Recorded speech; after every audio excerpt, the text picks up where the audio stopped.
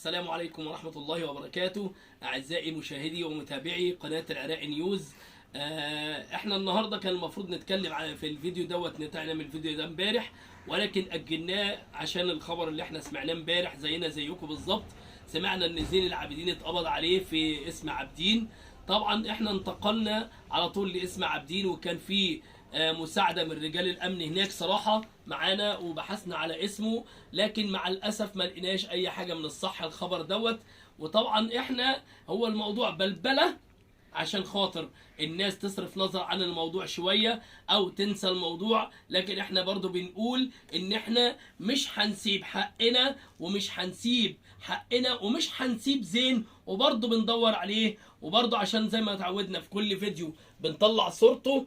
اهو هو ده زين العابدين، خدوا بالكم منه قوي، اللي هو يعرف ربنا ماشي.